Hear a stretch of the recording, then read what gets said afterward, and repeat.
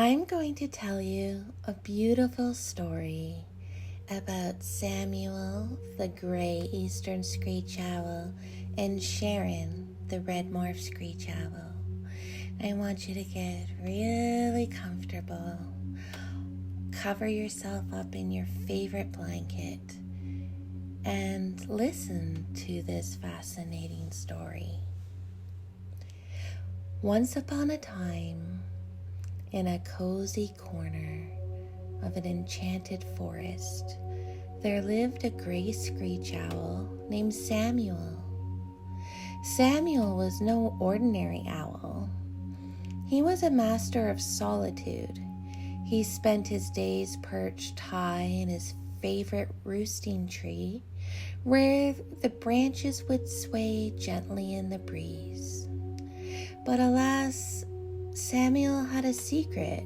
He suffered from extreme anxiety, not the, oh, I have a big test tomorrow kind, but the, I can't even say hello without sweating kind.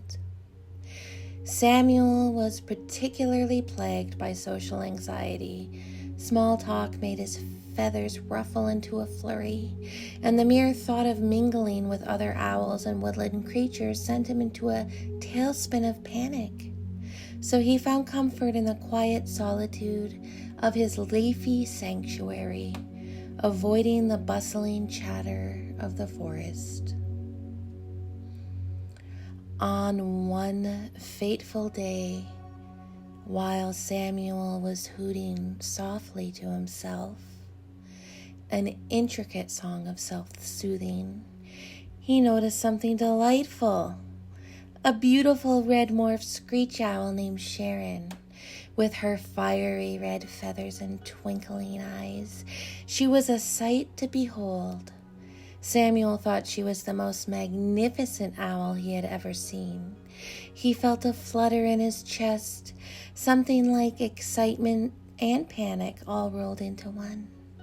Every now and then, Samuel spotted Sharon squeezing herself into the tight basement of his roosting tree. It was quite the acrobatic feat. How did she even fit down there? Samuel pondered, scratching his head with his talons. There wasn't much room for any owl, let alone a glorious redhead like Sharon. But Samuel, shy and sweet, just let her have the space. She must love the darkness, he mused, and who am I to disturb her? Weeks turned into months, and Samuel and Sharon began communicating in the most adorable way possible, through winks and slow blinks. It was like their own secret language. Samuel would blink slowly, feeling utterly ridiculous, but also strangely hopeful. Was this the baby step of friendship, perhaps? But both owls were a bit self-conscious. What if the other thought they were weird? One sunny day while Samuel was perched on his porch enjoying the golden hues of the sunset, he was taken by surprise. There, right below him, was Sharon. She was sneaking up the stairs of the intricate spiral staircase that led to the front porch because she wanted to roost next to Samuel and watch the sunset together. He could feel his tail feathers being ruffled. He was a little bit scared, so he was frozen. Flight or fight response with panic attacks and anxiety. So he took flight down in the basement, and up appeared Sharon. Her big, expressive eyes, she wanted the same spot that Samuel had claimed as his own. He let it slide. He let her have his favorite roost. He let her have his front porch. After all, What's a little sharing among friends, he thought. Maybe they could be friends. But as the days went by, it became an every night affair. Sharon, eager for the spotlight, wanted to sit where Samuel sat.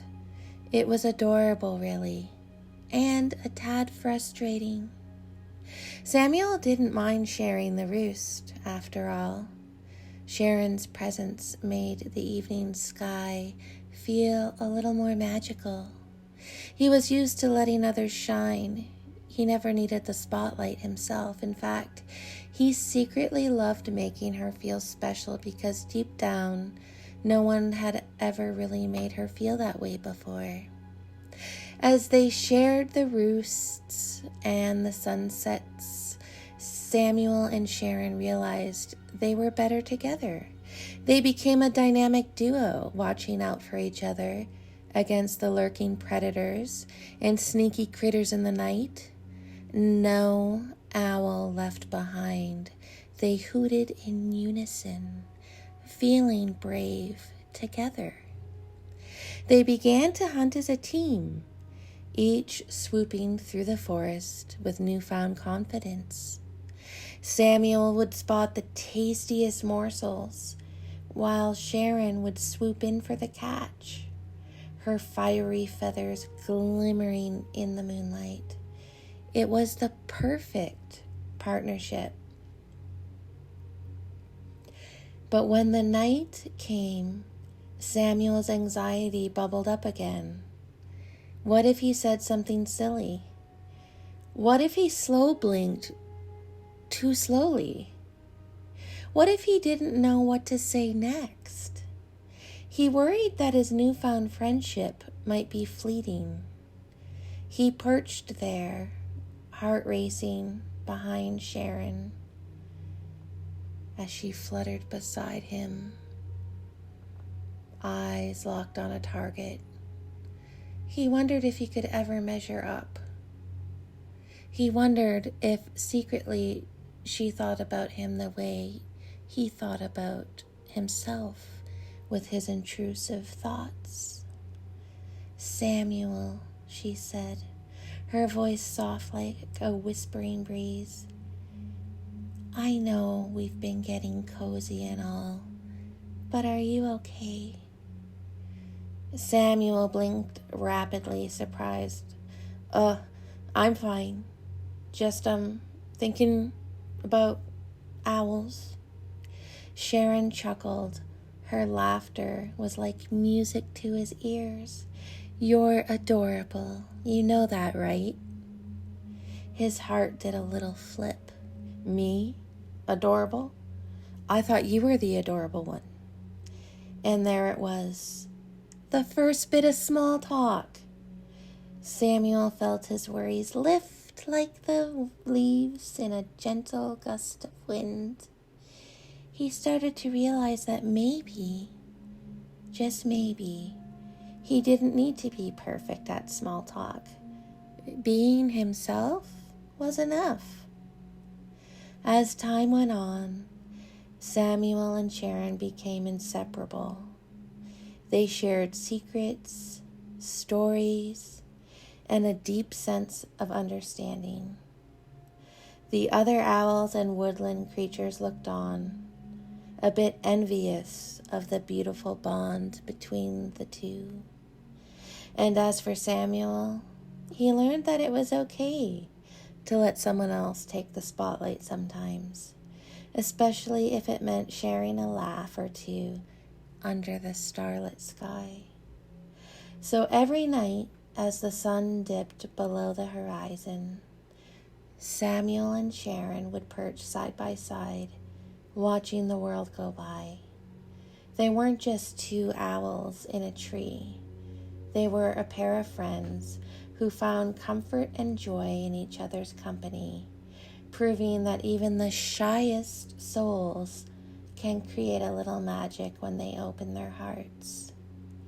As they hooted into the night, their laughter echoed through the forest, reminding everyone that sometimes all you need is a friend to share your fears and your laughter with. And you know what?